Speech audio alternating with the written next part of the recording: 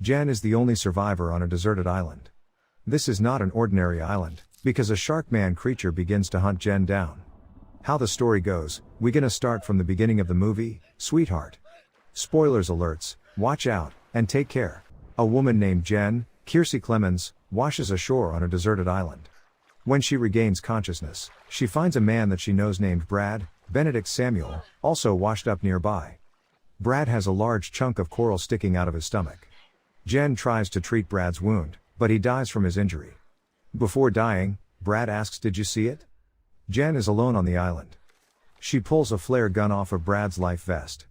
She investigates the small island and finds things left by a family previously stranded thereon. Jen finds a small box of matches in their stuff. After a storm at night, she finds a number of dead fish washed up on the shore. Jen also finds a mutilated dead shark amongst them with large gashes along its side. As she wanders the island, Jen comes across some graves of those stranded there before her. Jen then buries Brad just along the shoreline. She uses one of the matches to build a fire to cook some of the fish she recovered from the beach. The next morning, Jen finds Brad's grave open and his body missing. She realizes she must not be alone despite nobody else being on the small island. Jen immediately makes herself a spear. The following day, Jen sees some of her luggage and other items floating just off the island. She swims out to retrieve them and sees a gigantic hole in the bottom of the ocean just off the shore. That night, Jen hears a plane fly overhead. She shoots off a flare to no avail. As the flare descends to the ocean, Jen sees the silhouette of a creature, Andrew Crawford, walking out of the water and onto the sand. Jen hears the creature making sounds as it walks nearby the foliage in which she hides. This is clearly the thing that stole Brad's body. The creature does not find Jen, and retreats to the ocean.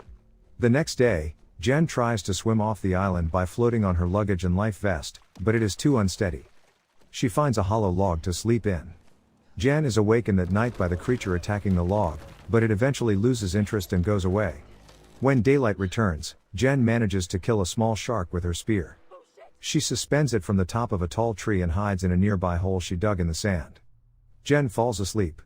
When she wakes up, she sees that the creature has pulled the shark off the tree, and presumably eaten it.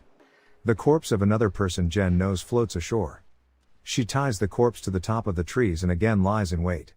This time, she stays awake long enough to watch the creature emerge from the ocean. It is enormous, easily reaching the corpse suspended towards the top of a tree. It is also clearly very strong. Although another plane flies overhead, Jen cannot try to signal it with the creature on the shore. It eats the corpse and returns to the ocean.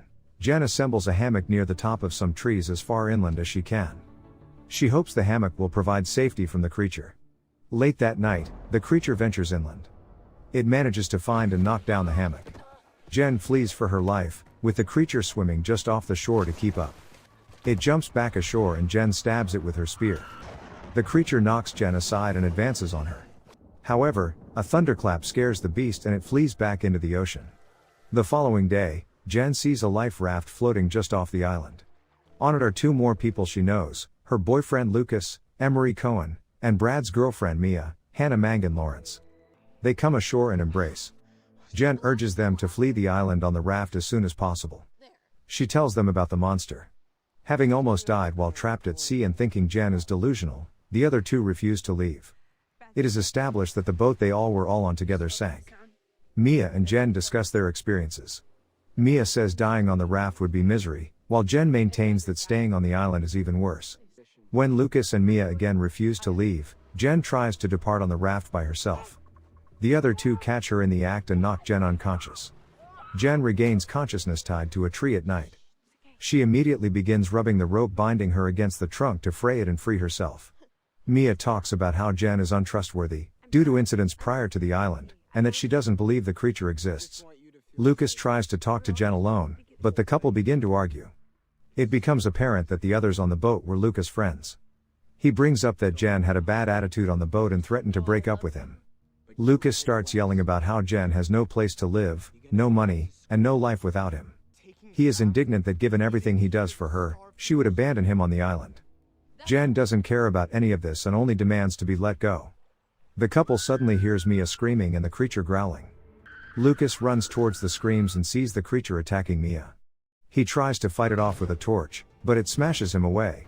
Jen frees herself from her restraints and runs to the shore, just in time to see Mia dragged into the sea by the creature. The next morning, Jen convinces Lucas to flee on the raft with her. The couple lights a fire using the last match and cooks all the fish they have left. They load up the raft and set off. The raft is attacked by the creature. Although they shoot their flares at it, the creature pierces the bottom of the raft and drags Jen into the water. We get our first good look at it, revealing that the creature is a kind of shark man, clawed arms and legs similar to a human, but a head and fins like a shark. As it drags Jen towards its hole in the ocean floor, Jen stabs it with a pocket knife and it releases her. Lucas jumps in to try and help but is attacked by the creature. As Jen watches helplessly on, it grabs Lucas and drags him into its hole. Jen swims back to the island, where she finds the ruined raft beached on the sand, and saves the fire from going out. Knowing she has no other choice, Jen begins preparing to fight the creature. She makes multiple spears and sets a bunch of fires. She then writes a letter detailing her time on the island in case she does not survive, noting that people have had a problem believing her for her entire life, but that they must believe her about this.